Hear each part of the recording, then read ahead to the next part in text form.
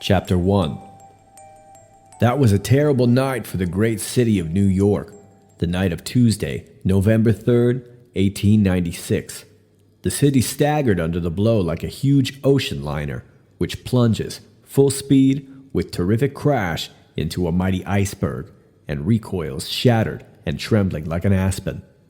The people were gathered, light-hearted and confident at the evening meal, when the news burst upon them. It was like a thunderbolt out of an azure sky. Outgeld holds Illinois hard and fast in the Democratic line. This elects Bryan, President of the United States. Strange to say, the people in the upper portion of the city made no movement to rush out of their houses and collect in the public squares, although the night was clear and beautiful. They sat as if paralyzed with a nameless dread, and when they conversed, it was with bated breath and throbbing hearts. In less than half an hour, mounted policemen dashed through the streets calling out, "Keep within your houses, close your doors, and barricade them." The entire East Side is in a state of uproar. Mobs of vast size are organizing under the lead of anarchists and socialists and threaten to plunder and despoil the houses of the rich who have wronged and oppressed them for so many years. Keep within doors, extinguish all lights. Happily, Governor Morton was in town, and although a deeper pallor overcame the ashen hue of age as he spoke, yet there was no tremor in his voice. "Let the 7th, 22nd, and 71st Regiments be ordered under arms." In a few moments, hundreds of messengers could be heard racing through the silent streets, summoning the members of those regiments to their armories. Slowly, but with astonishing nerve and steadiness, the mobs pushed the police northward, and although the force stood the onslaught with magnificent courage, yet beaten back, the dark masses of infuriated beings surged up again with renewed fury and strength. Will the troops be in time to save the city? Was the whispered inquiry among the knots of police officials who were directing the movements of their men. About 9 o'clock, with deafening outcries, the mob, like a four-headed monster, breathing fire and flame, raced, tore, burst, raged into Union Square. The police force was exhausted, but their front was still like a wall of stone, save that it was movable. The mob crowded it steadily to the north, while the air quivered and was rent with mad vociferations of the victors. "Bryan is elected! Bryan is elected! Our day has come at last! Down with our oppressors! Death to the rich man! Death to the gold bugs! Death to the capitalists! Give us back the money you have ground out of us! Give us back the marrow of our bones, which you have used to grease the wheels of your chariots!" The police force was now almost helpless. The men still used their sticks, but the blows were ineffectual and only served to increase the rage of the vast hordes now advancing upon Madison Square. The Fifth Avenue Hotel will be the first to feel the fury of the mob. Would the troops be in time to save it? A half cheer, a half cry of joy goes up. It is articulate. Men draw a long breath. Women drop upon their knees and strain their eyes. They can hear something, but they cannot see as yet, for the gas houses and electric plants had been destroyed by the mob early in the evening. They preferred to fight in the dark or by the flames of rich men's abodes. Again a cheer goes up, louder and clearer this time, followed by cries of, "They're coming! They're coming!" Yes, they were coming. The 22nd down Broadway, the 7th down Madison Avenue, both on the double quick. In a moment or so, there were a few bugle calls, and a few spoken commands rang out clear and sharp, and then the two regiments stretched across the entire square, literally from wall to wall, in line of battle. The mob was upon them. Would this slender line of troops, could it hold such a mighty mass of men in check? The answer was a deafening discharge of firearms and a terrific crack, such as some thunderbolts make when they explode. A wall of fire blazed across the square. Again and again it blazed forth. The mob halted, stood fast, wavered, fell back, advanced again. At that moment there came a rattle as of huge knives in the distance. It was the gallant 71st charging up 23rd Street and taking the mob on the flank. They came on like a wall of iron, bristling with blades of steel. There were no outcries, no cheers from the regiment. It dealt out death in silence, save when two bayonets crossed and clashed in bearing down some doubly vigorous foe. As the bells rang out midnight, the last remnants of the mob were driven to cover, but the wheels of the dead wagons rattled till daybreak. And then the aged governor, in response to the mayor's "Thank God we've saved the city," made answer, "Aye, but the Republic." Chapter 2. Great has been the world's wonder at the uprising of Mr. Bryan's struggling masses in the city by the sea, and the narrow escape of its magnificent homes from fire and brand. Yet greater still was the wonderment when the news was flashed across the land that Chicago did not stand in need of a single federal soldier. Chicago is mad, but it is the madness of joy.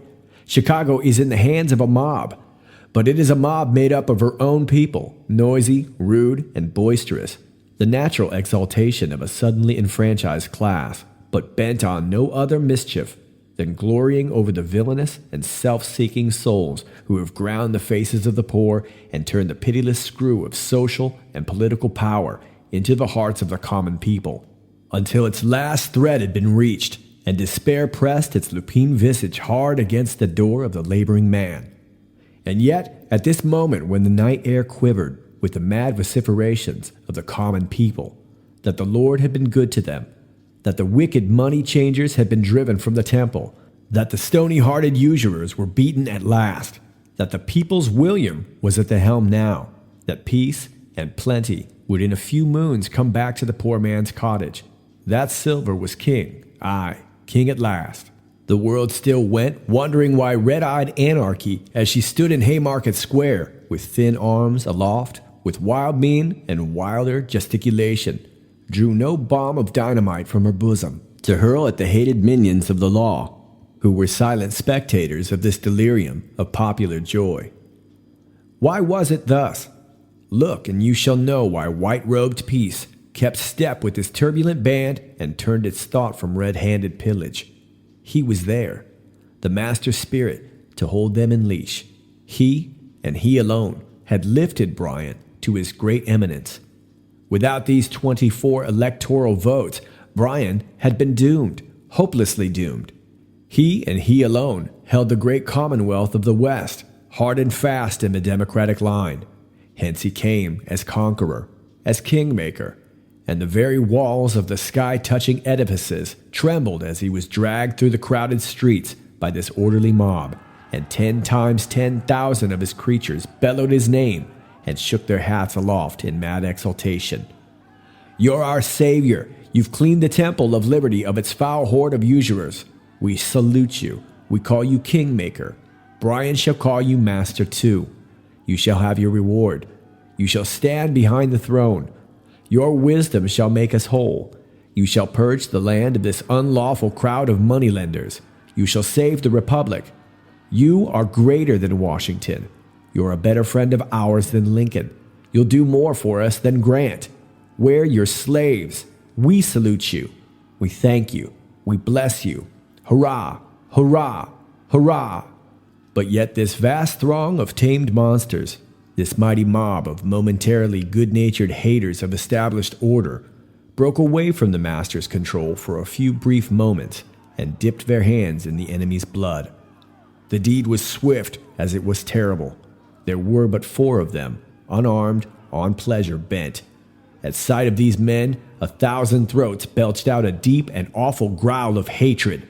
They were brave men, and backed against the wall to die like brave men. Stricken down, beaten, torn, trampled, dragged. It was quick work.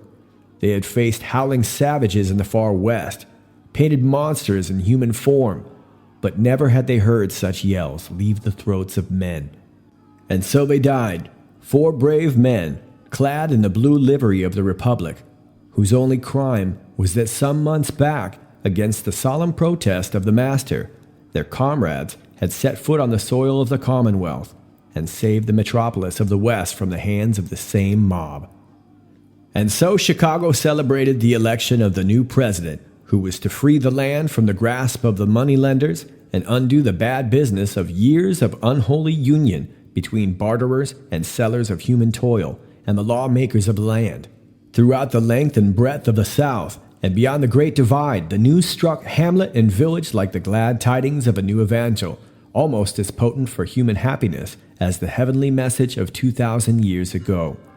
Bells rang out in joyful acclaim, and the very stars trembled at the telling, and the telling over and over of what had been done for the poor man by the brethren of the North, and around the blazing pine knots of the southern cabin, and in front of the mining campfires of the far west, the cry went up, "Silver is king! Silver is king!" Black palms and white were clasped in this strange love feast, and the dark-skinned grandchild no longer felt the sting of the lash on his sire's shoulder. All was peace and goodwill, for the people were at last victorious over their enemies, who had taxed and tithed them into a very living death. Now the laborer would not only be worthy of his hire, but it would be paid to him in a people's dollar, for the people's good. And now the rich man's coffers would be made to yield up their ill-gotten gain, and the sun would look upon this broad and fair land and find no man without a market for the product of his labors. Henceforth the rich man should, as was right and proper, pay a royal sum for the privilege of his happiness, and take the nation's taxes on his broad shoulders, where they belong. Chapter 3.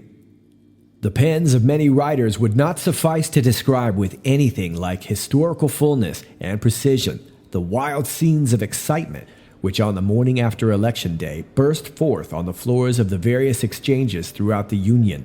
The larger and more important the money center, the deeper, blacker, and heavier the despair which sank upon them after the violent ebullitions of protest, defiance, and execration had subsided.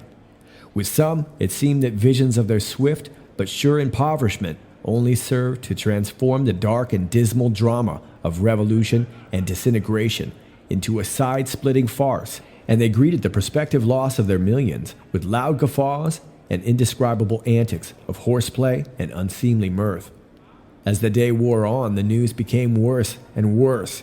It was only too apparent that the House of Representatives of the 55th Congress would be controlled by the combined vote of the populace and free silver men, while the wild joy with which the entire South welcomed the election of Bryan and Sewell left little doubt in the minds of the Northern people that the Southern senators would, to a man, range themselves on the administration side of the great conflict into which the Republic was soon to be precipitated.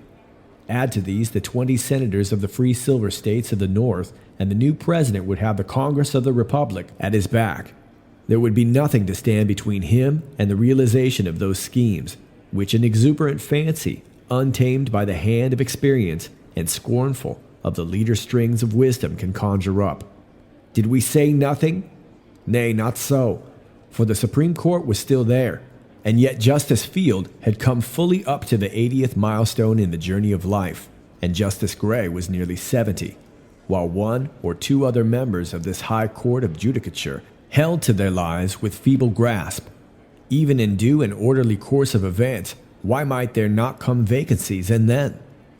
In spite of the nameless dread that rested upon so many of our people and chilled the very blood of the country's industries, the new year, '97, came hopefully, serenely, almost defiantly in. There was an indescribable something in the air, a spirit of political devil-me-care, a feeling that the old order had passed away and that the Republic had entered into the womb of time and been born again. This sentiment began to give outward and visible signs of its existence and growth in the remote agricultural districts of the South and the far West. They threw aside their working implements, loitered about, gathered in groups, and the words Washington, White House, Silver, Bryan, offices, 2 for 1, the South's Day, reign of the common people, taxes, incomes, year of Jubilee, free coinage, Wall Street, Outgeld, Tillman, Peffer, Coxey, were whispered in a mysterious way, with head noddings and pursing up of mouths.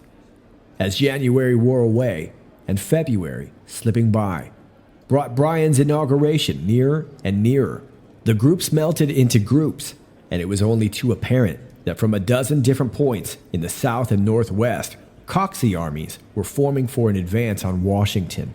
In some instances, they were well clad and well provisioned.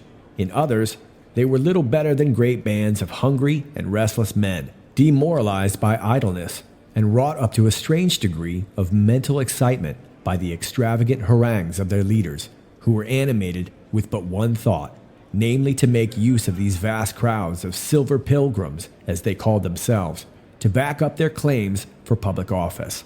These crowds of deluded people were well named silver pilgrims, for hundreds of them carried in hempen bags pieces of silverware, in 99 cases of 100 plated stuff of little value, which unscrupulous dealers and peddlers had palmed off upon them as sterling, with the promises that once in Washington, the United States Mint would coin their metal into Bryan dollars, giving 2 for 1 in payment for it. While these motley armies marched upon the capital of the Republic, the railway trains night and day brought vast crowds of new men, politicians of low degree, men out of employment, drunken and disgruntled mechanics, farmers' sons to seek their fortunes under the reign of the people, healers and hangers-on of ward bosses, old men who had not tasted office for 30 years and more, all inspired by Mr. Bryan's declaration that American people are not in favor of life tenure in the civil service, that a permanent office holding class is not in harmony with our institutions, that a fixed term in appointed offices would open the public service to a larger number of citizens without impairing its efficiency, all bearing new besoms in their hands or across their shoulders, each and every one of them supremely confident that in the distribution of the spoils, something would surely fall to his share, since they were the common people, who were so dear to Mr. Bryan, and who had made him president in the very face of the prodigious opposition of the rich men, whose coffers had been thrown wide open all to no purpose, and in spite, too, of the satanic and truly devilish power of that hell upon earth known as Wall Street, which had sweated gold in vain in its desperate efforts to fasten the chain of trusts and the claws of soulless monsters known as corporations upon these very common people, soon to march in triumph before the silver chariot of the young conqueror from the West. Chapter 4. There had been a strange prophecy put forth by someone, and it had made its way into the daily journals, and had been laughingly or seriously commented upon, according to the political tone of the paper, or the passing humor of the writer, that the 4th of March, 1897, would never dawn upon the American people. There was something very curious and uncanny about the prediction, and what actually happened was not qualified to loosen the fearful tension of public anxiety, for the day literally and truly never dawned upon the city of Washington, and well deserves its historical name, the Dawnless Day. At 6 o'clock, the hour of daybreak, such an impenetrable pall of clouds overhung the city that there came no signs of day. The gathering crowds could plainly hear the plaintive cries and lamentations put up in the Negro quarters of the city. Not until nearly 9 o'clock did the light cease to shine in darkness, and darkness begin to comprehend it. But although it was a cheerless gray day, even at high noon its heaviness set no weight upon the spirit of the jubilant tens of thousands which completely filled the city and its public parks, and ran over into camps and hastily improvised shelters outside the city limits. Not until the day previous had the president announced the names of those selected for his cabinet. The South and Far West were fairly beside themselves with joy, for there had been from their standpoint ugly rumors abroad for several days. It had even been hinted that Bryan had surrendered to the money changers, and that the selection of his constitutional advisers would prove him recreant to the glorious cause of popular government, and that the reign of the common people would remain but a dream of the struggling masses. But these apprehensions were short-lived. The young president stood firm and fast on the platform of the parties which had raised him to his proud eminence, and what better proof of his thorough belief in himself and in his mission could he have given than the following? Secretary of State, William M. Stewart of Nevada. Secretary of Treasury, Richard P. Bland of Missouri. Secretary of War, John P. Altgeld of Illinois. Attorney General, Roger Q. Mills of Texas. Postmaster General, Henry George of New York. Secretary of the Navy, John Gary Evans of South Carolina. Secretary Interior, William A. Peffer of Kansas. Secretary Agriculture, Leif Pence of Colorado. The first thing that flashed across the minds of many upon glancing over this list of names was the omission therefrom of Tillman's. What did it mean? Could the young president have quarreled with his best friend, his most powerful coadjutor? But the wiser ones only shook their heads and made answer that it was Tillman's hand that filled the blank for Secretary of the Navy, left there be by the new ruler after the people's own heart. Evans was but a creation of this great commoner of the South, an image graven with his hands. The inaugural address was not a disappointment to those who had come to hear it. It was like the man who delivered it, bold, outspoken, unmistakable in its terms, promising much, impatient of precedent, reckless of result. A double confirmation that this was to be the reign of the common people. That much should be unmade and much made over, and no matter how the rich man might cry out in anger or amazement, the nation must march on to the fulfillment of a higher and nobler mission than the impoverishment and degradation of the millions for the enrichment and elevation of the few. Scarcely had the young president, his large eyes filled with a strange light, and his smooth, hairless visage radiant as a cloudless sky, his wife's arm twined around his, and their hands linked in those of their children, passed within the lofty portal of the White House. Then he threw himself into a chair, and seizing a sheet of official paper, penned the following order, and directed its immediate promulgation. Executive Mansion, Washington, D.C., March 4th, 1897. Executive Order Number 1. In order that there may be immediate relief in the terrible financial depression now weighing upon our beloved country, consequent upon and resulting from the unlawful combination of capitalists and moneylenders both in this republic and in England, and that the ruinous and inevitable progress towards a universal gold standard may be stayed, the President orders and directs the immediate abandonment of the so-called gold reserve, and that on and after the promulgation of this order, the gold and silver standard of the Constitution be resumed and strictly maintained in all the business transactions of the government. It was 2 o'clock in the afternoon when news of their now world-famous executive order was flashed into the great banking centers of the country.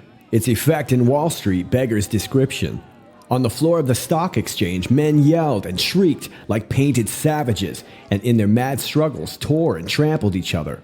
Many dropped in fainting fits, or fell exhausted from their wild and senseless efforts to say what none would listen to. Ashen pallor crept over the faces of some, while the blood threatened to burst the swollen arteries that spread in purple network over the brows of others. When silence came at last, it was a silence broken by sobs and groans.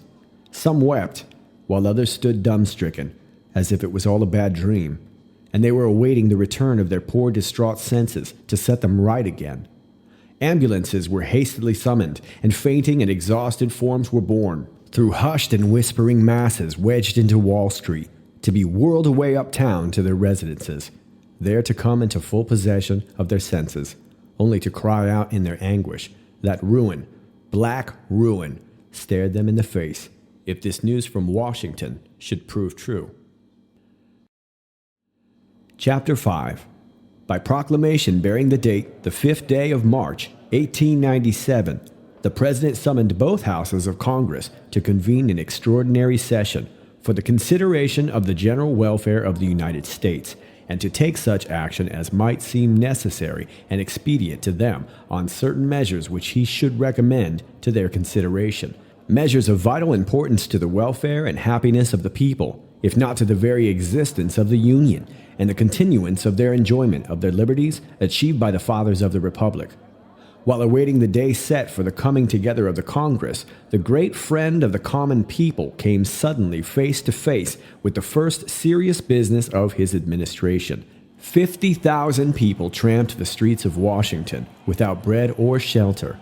Many had come in quest of office, lured on by the solemn pronouncement of their candidate that there should be at once a clean sweep of these barnacles of the ship of state, and so complete had been their confidence in their glorious young captain that they had literally failed to provide themselves with either purse or scrip or shoes, and now stood hungry and footsore at his gate, begging for a crust of bread. But most of those making up this vast multitude were the unarmed warriors of peaceful armies, like the one once led by the redoubtable Coxey, decoyed from farm and hamlet and plantation by some nameless longing to go forth, to stand in the presence of this new savior of society, whose advent to power was to bring them double pay for all their toil. While on the march all had gone well, for their brethren had opened their hearts and their houses, as these unarmed warriors had marched with flying banners and loud huzzas through the various towns on the route. But now the holiday was over. They were far from their homes. They were in danger of perishing from hunger. What was to be done? "They are our people," said the president. "Their love of country has undone them. The nation must not let them suffer, for they are its hope and its shield in the hour of war, and its glory and its refuge in times of peace. They are the common people for whose benefit this republic was established. The kings of the earth may desert them. I never shall." The Secretary of War was directed to establish camps in the parks and suburbs of the city, and to issue rations and blankets to those luckless wanderers until the government could provide for their transportation back to their homes. On Monday, March 15th, the president received the usual notification from both houses of Congress that they had organized and were ready for the consideration of such measures as he might choose to recommend for their action. The first act to pass both houses and receive the signature of the president was an act repealing the Act of 1873 and opening the mints of the United States to the free coinage of silver at the ratio of 16:1, with gold, and establishing branch mints in the cities of Denver, Omaha, Chicago, Kansas City, Spokane, Los Angeles, Charleston, and Mobile. The announcement that reparation had thus been made to the people for the crime of 1873 was received with loud cheering on the floors and in the galleries of both houses, and the great North heard these cheers and trembled. The next measure of great public import brought before the House was an act to provide additional revenue by levying a tax upon the incomes, substantially on the lines laid down by the legislation of 1894. The Republican senators strove to make some show of resistance to this measure, but so solid were the administration ranks that they only succeeded in delaying it for a few weeks. This first skirmish with the enemy, however, brought the president and his followers to a realizing sense that not only must the Senate be shorn of its power to block the new movement of regeneration and reform by the adoption of rules cutting off prolonged debate, but that the new dispensation must at once proceed to increase its senatorial representation. For who could tell what moment some one of the northern silver states might not slip away from its allegiance to the friend of the common people? The introduction of a bill repealing the various civil service acts passed for the alleged purpose of regulating and improving the civil service of the United States, and of another repealing the various acts establishing national banks and substituting United States notes for all national bank notes based upon interest-bearing bonds, opened the eyes of the Republican opposition to the fact that the president and his party were possessed of the courage of their convictions and were determined, come good report or evil report, to wipe all conflicting legislation from the statute books. The battle in the Senate now took on a spirit of extreme acrimony. Scenes not witnessed since the days of slavery were of daily occurrence on the floors of both the House and the Senate. Threats of secession came openly from the North, only to be met with the jeers and laughter of the silver and populous members. "We're in the saddle at last," exclaimed a Southern member, "and we intend to ride on to victory." The introduction of bills for the admission of New Mexico and Arizona, and for the division of Texas into two states, to be called East Texas and West Texas, although each of these measures were strictly within the letter of the Constitution, fell among the members of the Republican opposition like a torch in a house of tinder. There was fire at once, and the blaze of party spirit leapt to such dangerous heights that the whole nation looked on in consternation. Was the Union about to go up in a great conflagration and leave behind it but the ashes and charred pedestals of its greatness? "We are the people," wrote the president in lines of dignity and calmness. "We are the people, and what we do under the holy sanction of law. And there is no one so powerful or so bold as to dare to say we do not do well in lifting off the nation's shoulders the grievous and unlawful burdens which preceding Congresses have placed upon them."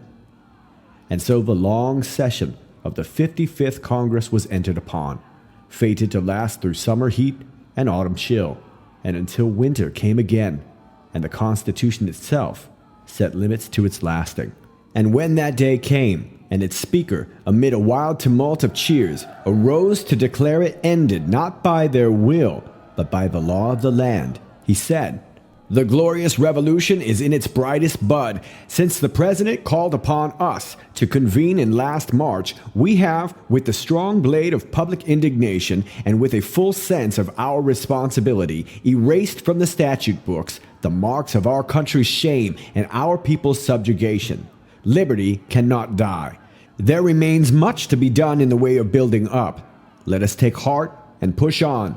On Monday, the regular session of this Congress will begin. We must greet our loved ones from the distance. We have no time to go home and embrace them." Chapter 6. When a Republican member of the House arose to move the usual adjournment for the holidays, there was a storm of hisses and cries of a "No! No!" Said the leader of the House, amid deafening plaudits, "We are the servants of the people. Our work is not yet complete. There must be no play for us, while coal barons stand with their feet on the ashes of the poor man's hearthstone, and weeds and thorns cumber the fields of the farmer for lack of money to buy seed and implements. There must be no play for us, while railway magnates press from the pockets of the laboring man 6 and 8% return on thrice-watered stocks, and rapacious landlords, enriched by inheritance, grind the faces of the poor. There must be no play for us, while enemies of the humankind are, by means of trust and combination and corners, engaged in drawing their unholy millions from the very lifeblood of the nation, paralyzing its best efforts, and setting the blight of intemperance and indifference upon it, by making life but one long struggle for existence, without a gleam of rest and comfort in old age. No, Mr. Speaker, we must not adjourn, but by our efforts in these halls of legislation, let the nation know that we are at work for its emancipation. And by these means, let the monopolists and money changers be brought to a realizing sense that the reign of the common people has really been entered upon. And then the bells will ring out a happier, gladder New Year than has ever dawned upon this republic." The opposition fairly quailed before the vigor and earnestness of the new dispensation. There were soon before the House, and pressed well on toward final passage, a number of important measures, calculated to awaken an intense feeling of enthusiasm among the working classes. Among these was an act establishing a loan commission for the loaning of certain moneys of the United States to farmers and planters without interest, an act for the establishment of a permanent Department of Public Works, its head to be styled Secretary of Public Works, ranked as a cabinet officer, and supervise the expenditure of all public monies for the construction of public buildings and the improvement of rivers and harbors, an act making it a felony, punishable with imprisonment for life, for any citizen or combination of citizens to enter into any trust or agreement to stifle, suppress, or in any way interfere with full, open, and fair competition in trade and manufacture among the states, or to make use of any interstate railroads, waterways, or canals for the transportation of any food products or goods, wares, or merchandise which may have been cornered, stored, or withheld with a view to enhance the value thereof, and most important of all, a preliminary act having for its object the appointment of commissioners for the purchase by the federal government of all interstate railway and telegraph lines, and in the meantime, the strict regulation of all fares and charges by a government commission from whose established schedules there shall be no appeal. On Washington's birthday, the President issued an address of congratulation to the people of the United States, from which the following is extracted. The malicious prognostications of our political opponents have proven themselves to be but empty sound and fury. Although not quite 1 year has elapsed since I, agreeable to your mandate, restored to you the money of the Constitution, yet from every section of our Union comes the glad tidings of renewed activity and prosperity. The working man no longer sits cold and hungry beside a cheerless hearthstone. The farmer has taken heart and resumed work. The wheels of the factory are in motion again. The shops and stores of the legitimate dealer and trader are full of bustle and action. There is content everywhere, save in the counting room of the money changer, for which thank God and the common people of this republic. The free coinage of that metal, which the Creator, in His wisdom, stored with so lavish a hand in the subterranean vaults of our glorious mountain ranges, has proven a rich and manifold blessing for our people. It is in every sense of the word the people's money, and already the envious world looks on in amazement that we have shown our ability to do without foreign cooperation. The Congress of our Republic has been in almost continuous session since I took my oath of office, and the administration members deserve your deepest and most heartfelt gratitude. They are rearing for themselves a monument more lasting than chiseled bronze or polished monolith. They knew no rest. They asked for no respite from their labors until, at my earnest request, they adjourned over to join their fellow citizens in the observance of this sacred anniversary. Fellow citizens, remember the bonds which a wicked and selfish class of usurers and speculators fastened upon you. And on this anniversary of the birth of the father of our country, let us renew our pledges to undo completely and absolutely their infamous work. And in public assembly and family circle, let us by new vows confirm our love of right and justice, so that the great gain may not slip away from us, but go on, increasing so long as the statute books contain a single trace of the record of our enslavement. As for me, I have but one ambition, and that is to deserve so well of you that when you come to write my epitaph, you set beneath my name the single line, "Here lies a friend of the common people." Chapter 7. This first year of the Silver administration was scarcely rounded up, ere there began to be ugly rumors that the government was no longer able to hold the white metal at a parity with gold. "It is the work of Wall Street," cried the friends of the president. But wiser heads were shaken in contradiction, for they had watched the sowing of the wind of unreason, and knew only too well that the whirlwind of folly must be reaped in due season. The country had been literally submerged by a silver flood, which had poured its argent waves into every nook and cranny of the republic, stimulating human endeavor to most unnatural and harmful vigor. Mad speculation stalked over the land. People sold what they should have clung to, and bought what they did not need. Manufacturers heaped up goods for which there was no demand, and farmers plowed where they had not drained, and drained where they were never fated to plow. The small dealer enlarged his business with more haste than judgment, and the widow drew her mite from the bank of savings to buy land on which she was destined never to set foot. The spirit of greed and gain lodged in every mind, and the common people, with a mad eagerness, loosened the strings of their leather purses to cast their hard-earned savings into wild schemes of profit. Every scrap and bit of the white metal that they could lay their hands upon, spoons hallowed by the touch of lips long since closed in death, and cups and tankards from which grandsires had drunken, were bundled away to the mints to be coined into people's dollars. At the very first rumor of the slipping away of this trusted coin from its parity with gold, there was a fearful awakening, like the start and the gasp of the miser who sees his hoarded treasure melting away from before his eyes, and he not able to reach out and stay its going. Protest and expostulation first, then came groans and prayers, from which there was an easy road to curses. The working man threw off his cap and apron to rush upon the public square and demand his rights. Mobs ran together, processions formed, deputations hurried off to Washington, not on foot like the Coxey army, but on the swift wings of the limited express. The common people were admitted to the bar of the House, their plaints patiently listened to, and reparation promised. Bills for increased revenue were hurriedly introduced, and new taxes were loaded upon the broad shoulders of the millionaires of the nation.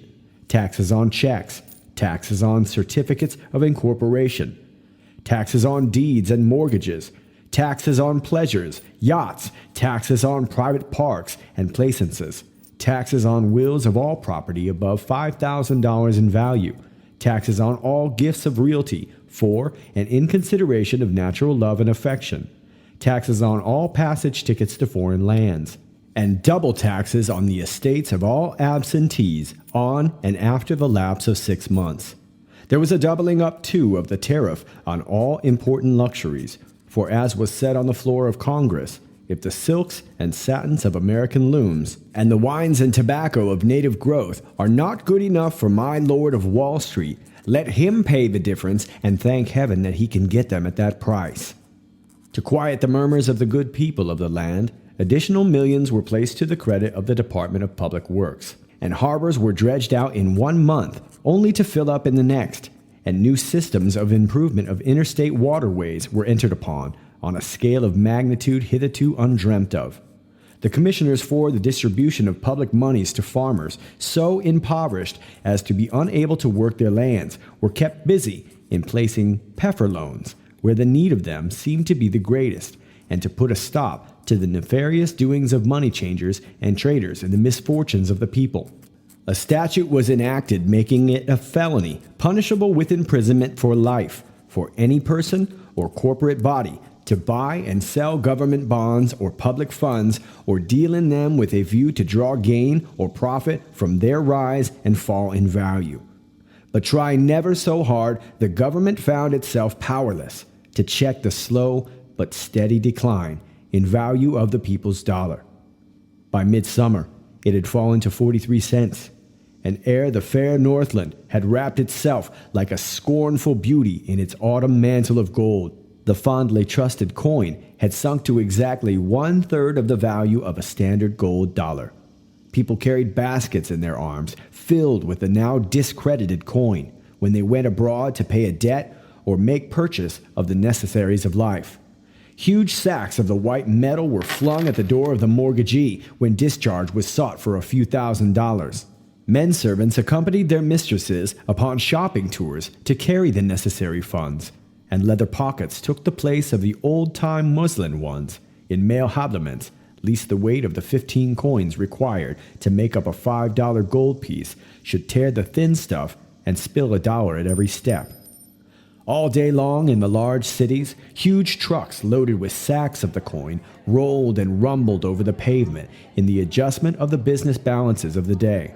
The tradesman who called for his bill was met at the door with a coal scuttle or a nail keg filled with the needful amount, and on payday, the working man took his eldest boy with him to tote the stuff home, while he carried the usual bundle of firewood. And strange to say, this dollar, once so beloved by the common people, parted with its very nature of riches, and lay in heaps unnoticed and unheeded on shelf or table, until occasion arose to pay it out, which was done with a careless and contemptuous toss, as if it were the iron money of the ancient Spartans, and Holy Writ, for once at least, was disproven and discredited, for the thief showed not the slightest inclination to break in and steal, where these treasures had been laid upon earth, although the discs of white metal might lie in full view on the table, like so many pewter platters or pieces of tinware. Men let debts run, rather than call for them, and barter and exchange came into vogue again, the good housewife calling on her neighbor for a loan of flour or meal, promising to return the same in sugar or dried fruit whenever the need might arise. And still the once magic discs of silver slipped slowly and silently downward, and ever downward in value and good name, until it almost seemed as if the people hated the very name of silver. Chapter 8. The fateful year of '99, upon its coming in, found the Republic of Washington in dire and dangerous straits. The commercial and industrial boom had spent its force, and now the frightful evils of a debased currency, coupled with demoralizing effects of rampant paternalism, were gradually strangling the land to death. Capital, ever timid and distrustful in such times, hid itself in safe deposit vaults or fled to Europe. Labor, although really hard-pressed and lacking the very necessities of life, was loudmouthed and defiant. Socialism and anarchism found willing ears into which to pour their burning words of hatred and malevolence, and the consequence was that serious rioting broke out in the larger cities of the North, often taxing the capacities of the local authorities to the utmost. It was bruited abroad that violent dissensions had arisen in the cabinet, the young president giving signs of a marked change of mind. And like many a man who has appealed to the darker passions of the human heart, he seemed almost ready to exclaim, "I stand alone. The spirits I have called up are no longer obedient to me. My country, oh my country, how willingly would I give my life for thee, if by such a sacrifice I could restore thee to thy old-time prosperity." For the first he began to realize what an intense spirit of sectionalism had entered into this revolutionary propaganda. He spoke of his fears to none, save to his wise and prudent helpmate. "I trust you, beloved," she whispered, as she pressed the broad, strong hands that held her enclasped. "Aye, dear one, but does my country?" came in almost a groan from the lips of the youthful ruler. Most evident was it that thus far the South had been the great gainer in this struggle for power. She had increased her strength in the Senate by 6 votes. She had regained her old-time prestige in the House. One of her most trusted sons was in the Speaker's chair, while another brilliant Southern led the administration forces on the floor. Born as she was for the brilliant exercise of intellectual vigor, the South was of that strain of blood which knows how to wear the kingly graces of power so as best to impress the common people. Many of the men of the North had been charmed and fascinated by this natural pomp and inborn demeanor of greatness and had yielded to it. Not a month had gone by that this now dominant section had not made some new demand upon the country at large. Early in the session, at its request, the internal revenue tax, which had rested so long upon the tobacco crop of the South and poured so many millions of revenue into the national treasury, was wiped from the statute books with but a feeble protest from the North. But now the country was thrown into a state bordering upon frenzy by a new demand, which, although couched in calm and decorous terms, nay, almost in the guise of a petition for long-delayed justice to hard-pressed and suffering brethren, had about it a suppressed yet unmistakable tone of conscious power and imperiousness which well became the leader who spoke for that glorious Southland to which this Union owes so much of its greatness and its prestige. Said he, "Mr. Speaker, for nearly 30 years, our people, although left impoverished by the conflict of the states, have given of their substance to salve the wounds and make green the old age of the men who conquered us. We have paid this heavy tax, this fearful blood money, unmurmuringly. You have forgiven us for our bold strike for liberty that God willed should not succeed. You have given us back our rights, opened the doors of these sacred halls to us, called us your brothers. But unlike noble Germany, who was content to exact a lump sum from La Belle France, and then bid her go in peace and freedom from all further exactions, you have for nearly 30 years laid this humiliating war tax upon us, and thus forced us year in and year out to kiss the very hand that smote us. Are we human that we now cry out against it? Are we men that we feel no tingle in our veins after these long years of punishment for no greater crime than that we loved liberty better than the bonds of a confederation laid upon us by our fathers? We appeal to you as our brothers and our countrymen. Lift this infamous tax from our land, than which your great North is 10,000 times richer. Do one of 2 things. Either take our aged and decrepit soldiers by the hand and bless their last days with pensions from the treasury of our common country, for they were only wrong in that their cause failed, or remove this hated tax and make such restitution of this blood money as shall seem just and equitable to your soberer and better judgment." To say that this speech, of which the foregoing is but a brief extract, threw both houses of Congress into most violent disorder, but faintly describes its effect. Cries of treason, treason went up. Blows were exchanged and hand-to-hand struggles took place in the galleries, followed by the flash of the dread Bowie and the crack of the ready pistol. The Republic was shaken to its very foundations. Throughout the North there was but a repetition of the scenes that followed the firing upon Sumter. Public meetings were held, and resolutions passed calling upon the government to concentrate troops in and about Washington and prepare for the suppression of a second rebellion. But gradually this outbreak of popular indignation lost some of its strength and virulence, for it was easy to comprehend that nothing would be gained at this stage of the matter by meeting a violent and unlawful demand with violence and unwise counsels. Besides, what was it anyway but the idle threat of a certain clique of unscrupulous politicians? The Republic stood upon too firm a foundation to be shaken by mere appeals to the passions of the hour. To commit treason against our country called for an overt act. What had it to dread from the mere oratorical flash of a passing storm of feeling? It is hard to say what the young president thought of these scenes in Congress. So pale had he grown of late that a little more of pallor would pass unnoted, but those who were wont to look upon his face in these troublous times report that in the short space of a few days the lines in his countenance deepened perceptibly, and that a firmer and stronger expression of willpower lurked in the corners of his wide mouth, overhung his square and massive chin, and accentuated the vibrations of his wide-open nostrils. He was under a terrible strain. When he had caught up the scepter of power, it seemed a mere bauble in his strong grasp, but now it had grown strangely heavy, and there was a mysterious pricking at his brow, as if that crown of thorns which he had not willed should be set upon the heads of others, were being pressed down with cruel hands upon his own. Chapter 9.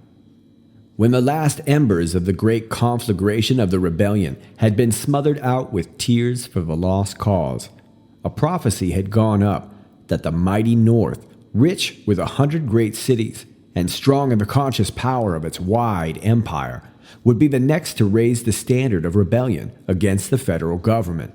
But that prophet was without honor in his own land, and none had paid heed to his seemingly wild words. Yet now this same mighty North sat there in her grief and anxiety, with her face turned southward and her ears strained to catch the whispers that were in the air. Had not the scepter of power passed from her hand forever? Was not the revolution complete? Were not the populists and their allies firmly seated in the halls of Congress? Had not the Supreme Court been rendered powerless for good by packing it with the most uncompromising adherents of the new political faith? Had not the very nature of the federal government undergone a change? Was not paternalism rampant? Was not socialism on the increase? Were there not everywhere evidences of an intense hatred of the North and a firm determination to throw the whole burden of taxation upon the shoulders of the rich man, in order that the surplus revenues of the government might be distributed among those who constitute the common people? How could this section of the Union hope to make head against the South, united as it now was, with the rapidly growing states of the Northwest? Could the magnificent cities of the North content themselves to march at the tail of Tillman's and Pepper's chariots? Had not the South a firm hold of the Senate? Where was there a ray of hope that the North could ever again regain its lost power? And could it for a single moment think of entrusting its vast interests to the hands of a people differing with them on every important question of statecraft, pledged to a policy that could not be otherwise than ruinous to the welfare of the grand commonwealths of the middle and eastern sections of the Union, and their sister states this side of the Mississippi? It were madness to think of it. The plunge must be taken. The declaration must be made. There was no other alternative save abject submission to the chieftains of the new dispensation and the complete transformation of that vast social and political system vaguely called the North. But this revolution within a revolution would be a bloodless one, for there could be no thought of coercion, no serious notion of checking such a mighty movement. It would be, in reality, the true republic purging itself of a dangerous malady, sloughing off a diseased and gangrened member, no more, no less. Already this mighty movement of withdrawals from a wittenagement of the Union was in the air. People spoke of it in a whisper, or with bated breath, but as they turned it over and over in their minds, it took on shape and form and force, till at last it burst into life and action like Minerva from Jupiter's brain, full-fledged, full-armed, full-voiced, and full-hearted. Really, why would it not be all for the best that this mighty empire, rapidly growing so vast and unwieldy as to be only with the greatest difficulty governable from a single center, should be split into three parts, eastern, southern, and western, now that it may be done without dangerous jar or friction? The three republics could be federated for purposes offensive and defensive, and until these great and radical changes could be brought about, there would be no great difficulty in devising living terms, for immediately upon the declaration of dissolution, each state would become repossessed of the sovereign powers which it had delegated to the federal government. Meanwhile, the fateful year 99 went onward towards its close. The whole land seemed stricken with paralysis, so far as the various industries were concerned. But as it is wont to be in such times, men's minds were supernaturally active. The days were passed in the reading of public prints, or in passing in review the weighty events of the hour. The North was only waiting for an opportunity to act. But the question that perplexed the wisest heads was, how and when shall the declaration of dissolution be made? And how soon thereafter shall the North and the states, in sympathy with her, withdraw from the Union, and declare to the world their intention to set up a republic of their own, with the mighty metropolis of New York as its social, political, and commercial center and capital?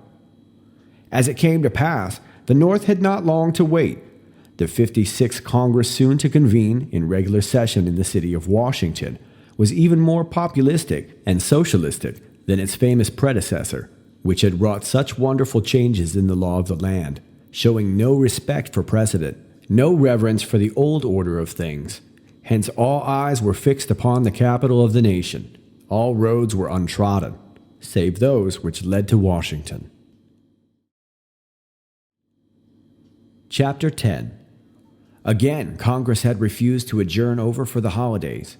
The leaders of the administration forces were unwilling to close their eyes even for needful sleep, and went about pale and haggard, startled at every word and gesture of the opposition, like true conspirators as they were, for the federal troops had been almost to a man quietly removed from the Capitol and its vicinage, lest the president, in a moment of weakness, might do or suffer to be done some act unfriendly to the reign of the common people.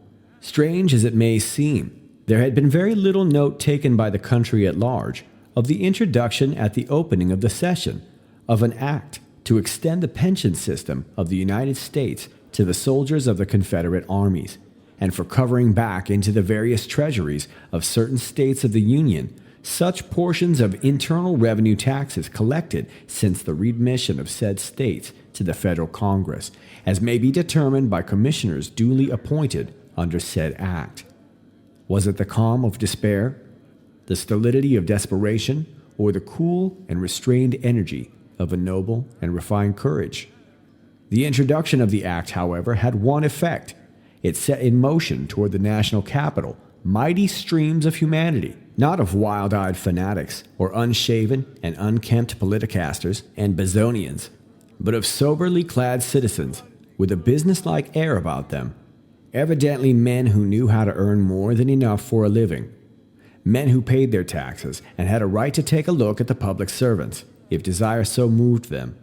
But very plain was it that the mightier stream flowed in from the south, and those who remembered the capital in antebellum days smiled at the old familiar sight, the clean-shaven faces, the long hair thrown carelessly back under the broad-brim felts, the half-unbuttoned waistcoats and turned-down collars, the small feet and neatly fitting boots, the springy loping pace, the soft Negroese intonation, the long, fragrant cheroot. It was easy to pick out the man from the Northland, well-clad and well-groomed, as careful of his linen as a woman, prim and trim, disdainful of the picturesque felts, ever crowned with a ceremonious derby, the man of affairs, taking a business-like view of life, but wearing for the nonce a worried look and drawing ever and anon a deep breath. The black man ever at the heels of his white brother, set to rule over him by an inscrutable decree of nature, came forth too in thousands, chatting and laughing gaily, careless of the why or wherefore of his white brother's deep concern, and powerless to comprehend it had he so desired. Every hour now added to the throng. The broad avenues were none too broad. The excitement increased. Men talked louder and louder. Women and children disappeared almost completely from the streets. The southern element drew more and more apart, in knots and groups by itself. Men threw themselves upon their beds to catch a few hours' sleep, but without undressing, as if they were expecting the happening of some portentous event at any moment, the event of their lives, and dreaded the thought of being a moment late. If all went well, the bill would come up for final passage on Saturday, the 30th day of the month. But so fierce was the battle raged against it, and so frequent the interruptions, by the contumacy both of members and of the various cliques crowding the galleries to suffocation, that little or no progress could be made. The leaders of the administration forces saw midnight drawing near, with no prospect of attaining their object before the coming in of Sunday, on which the House had never been known to sit. An adjournment over to Monday of the new year might be fatal, for who could tell what unforeseen force might not break up their solid ranks and throw them into confusion? They must rise equal to the occasion. A motion was made to suspend the rules and to remain in continuous session until the business before the House was completed. Cries of unprecedented, revolutionary, monstrous came from the opposition, but all to no purpose. The House settled down to its work with such a grim determination to conquer that the Republican minority fairly quailed before it. Food and drink were brought to the members in their seats. They ate, drank, and slept at their posts, like soldiers, determined not to be ambushed or stampeded. It was a strange sight, and yet an impressive one withal. A great party struggling for long-deferred rights. Freemen jealous of their liberties, bound together with the steel hooks of determination that only death might break asunder. Sunday came in at last, and still the struggle went on. The people know no days when their liberties are at stake, cried the leader of the House. The Sabbath was made for man, and not man for the Sabbath. Many of the speeches delivered on that famous Sunday sounded more like the lamentations of Jeremiah, the earnest and burning utterances of a Paul, or the scholarly and well-rounded periods of an Apollos.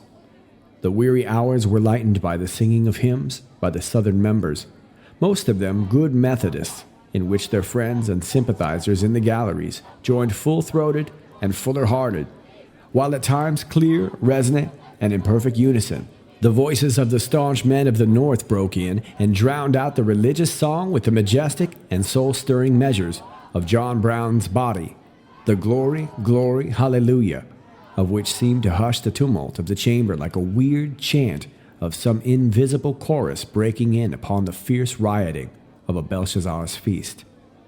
Somewhat after 11 o'clock, an ominous silence sank upon the opposing camps. The Republican leaders could be seen conferring together nervously. It was a sacred hour of night, thrice sacred for the great Republic. Not only a new year, but a new century was about to break upon the world. A strange hush crept over the turbulent House and its still more turbulent galleries. The Republican leader rose to his feet. His voice sounded cold and hollow. Strong men shivered as they listened. "Mr. Speaker, we have done our duty to our country. We have nothing more to say. No more blows to strike. We cannot stand here within the sacred precincts of this chamber and see our rights as freemen trampled beneath the feet of the majority. We have striven to prevent the downfall of the Republic, like men sworn to battle against wrong and tyranny. But there comes a time when blank despair seizes upon the hearts of those who struggle against overwhelming odds. That hour has sounded for us. We believe our people, the great and generous people of the North, will cry unto us, 'Well done, good and faithful servants.' If we do wrong, let them condemn us. We, every man of us, Mr. Speaker, have but this moment sworn not to stand within this chamber and witness the passage of this act. Therefore we go. Not so, my countrymen, cried a clear metallic far-reaching voice that sounded through the chamber with an almost supernatural ring in it. In an instant, every head was turned and 1,000 voices burst out with suppressed force. The President! The President! In truth, it was he, standing at the bar of the house, wearing the visage of death rather than of life. The next instant, the house and galleries burst into a deafening clamor, which rolled up and back in mighty waves that shook the very walls. There was no stilling it. Again and again it burst forth, the mingling of 10,000 words, howling, rumbling, and groaning, like the warring elements of nature. Several times the president stretched forth his great white hands, appealing for silence, while the dew of mingled dread and anguish beaded on his brow and trickled down his cheeks in liquid supplication that his people might either slay him or listen to him. The tumult stilled its fury for a moment, and he could be heard saying brokenly, "My countrymen, oh my countrymen," but the quick sharp sound of the gavel cut him short. "The president must withdraw," said the speaker, calmly and coldly. "His presence here is a menace to our free deliberation." Again, the tumult set up its deafening roar, while a look of almost horror overspread the countenance of the chief magistrate. Once more, his great white hands went heavenward, pleading for silence, with such a mute majesty of supplication that silence fell upon the immense assemblage, and his lips moved not in vain. "Gentlemen of the House of Representatives, I stand here upon my just and lawful right as President of the Republic to give you information of the state of the Union. I have summoned the Honorable, the Senate, to meet me in this chamber. I call upon you to calm your passions and give ear to me, as your oath of office sets the sacred obligation upon you." There was a tone of godlike authority in these few words, almost divine enough to make the winds obey and still the tempestuous sea. In deepest silence, and with a certain show of rude and native grandeur of bearing, the senators made their entrance into the chamber, the members of the House rising, and the speaker advancing to meet the vice president. The spectacle was grand and moving. Tears gathered in eyes long unused to them, and at an almost imperceptible nod of the president's head, the chaplain raised his voice in prayer. He prayed in accents that were so gentle and so persuasive. They must have turned the hardest heart to blessed thoughts of peace and love and fraternity and union. And then again, all eyes were fixed with intensest strain upon the face of the president. "Gentlemen of the House of Representatives, this measure upon you, which you are now deliberating." With a sudden blow that startled every living soul within his hearing, the speaker's gavel fell. "The president," said he with a superb dignity that called down from the galleries a burst of deafening applause, "must not make reference to pending legislation. The Constitution guarantees him the right from time to time to give to the Congress information of the Union. He must keep himself strictly within the lines of this constitutional limit or withdraw from the bar of the House." A deadly pallor overspread the face of the chief magistrate, till it seemed he must sink then and there into that sleep which knows no awakening. But he gasped. He leaned forward.